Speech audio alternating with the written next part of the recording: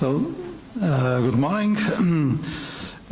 First of all, I want to welcome Archbishop Paul Gallagher, a very good friend of Portugal, and the opportunity he provides to have a very important bilateral meeting.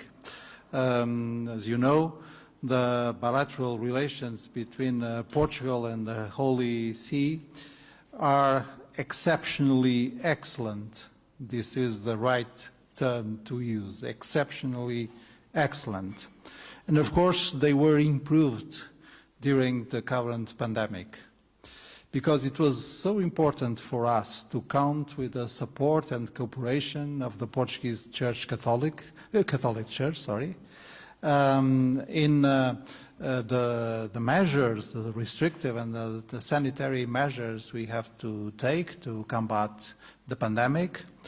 We also benefit from the work, the local work of so many parishes in Portugal in supporting our social fabric and avoiding that the gravity of the crisis could have negative impact on the livelihood of people.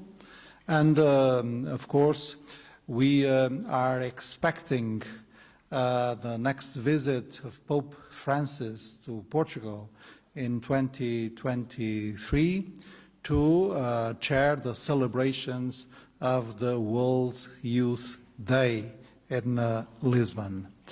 So in bilateral terms, it was very, very important to assess the work, the ongoing work done by our joint bilateral committee on several issues that are of common interest for both parties. We discussed as well the results of the Portuguese presidency of the Council of the European Union. It was very important for us to put the focus of our presidency on the social dimension of the European integration. If we want to succeed in the digital and climate transition, we have to mobilize people, we have to increase our social protection mechanisms, and we have to foster the training and qualification of our young and adult people. It was also very important for the Portuguese presidency, the migrations dossier. We achieved in approving two decisions, the Blue Card Directive and the regulation that will create the new European Agency for Asylum. But we need to work even more in order that the new pact, the new European Pact for Asylum and Migrations can be approved. And of course, we count with the words, the attitude and the example of Pope Francis and all the Holy See. Thank you also for that. And finally, we examined several topics of the current world situation in which the work of Portugal and the work of the Vatican are convergent. I'm referring to Mozambique, of course, and our common support to the Mozambican people, but also to other locations in Africa and in Latin America, for example, in what regards Venezuela. So, Archbishop, thank you very much for your visit, and thank you very much for this very dense and fruitful meeting. Thank you very much, Minister. It's a real pleasure for me to return to Lisbon after an absence of 18 years. I came here at the beginning of the 2000s on 2 occasions. And it's indicative of the state of our relations that this is the first mission that I have undertaken outside of Rome since the situation of the pandemic has improved. So it's a long-standing commitment we made, and I'm very glad that we've been able to fulfill that commitment today.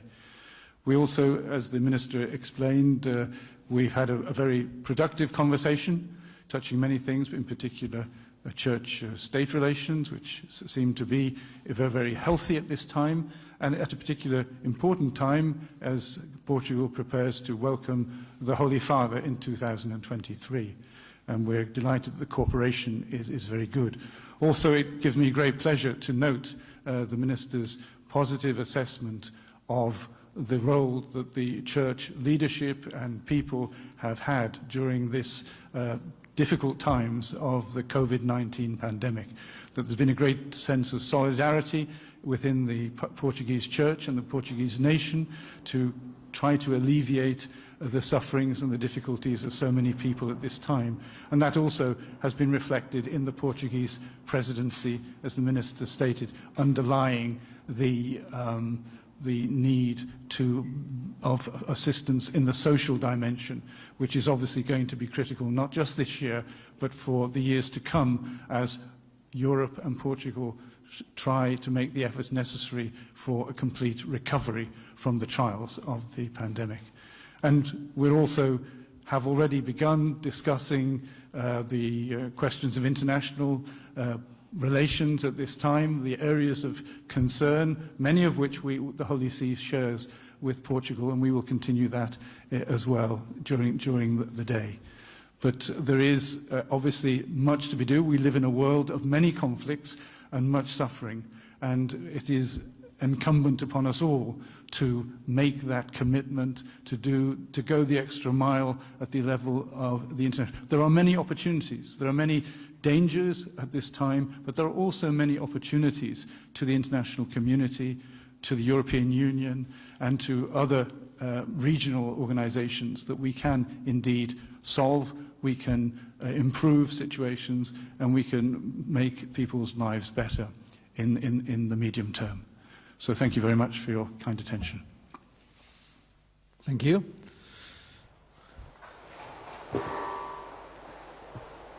It's now time for the journalists, please.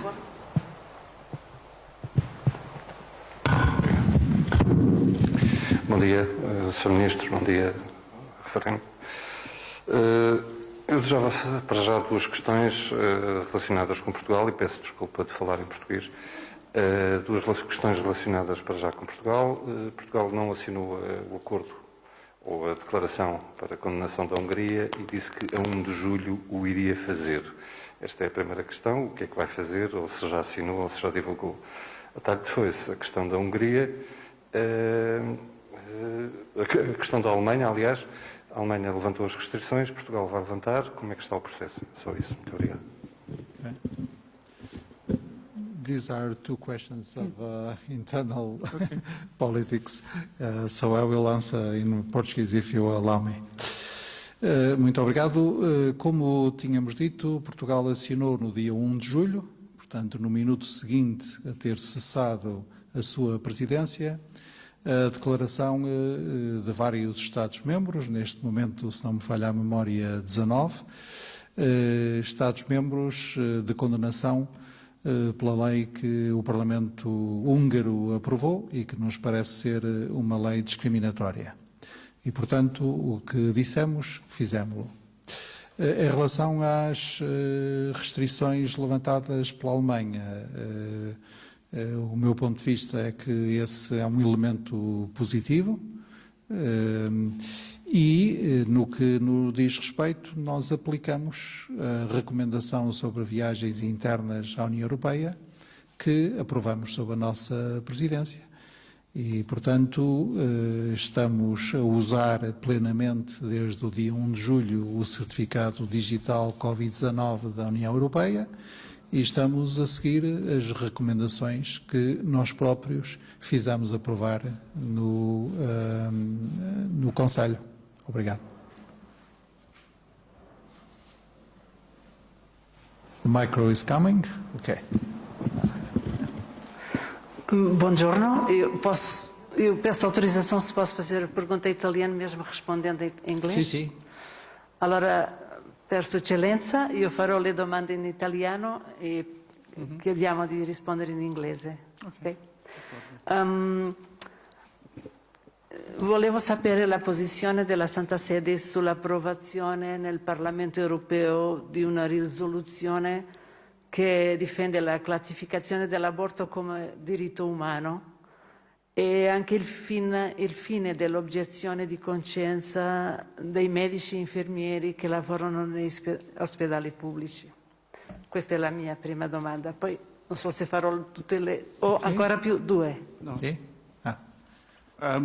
Well, obviously, it's not difficult to imagine what the position of the Holy See is on this. We are against the idea that abortion could be a human right, and we are very disappointed that conscience clauses, wherever they exist, in whatever circumstance, in whatever law, are eliminating. And we note that this is a growing tendency in many parts of the world. So we are disappointed by that decision as well. Thank you.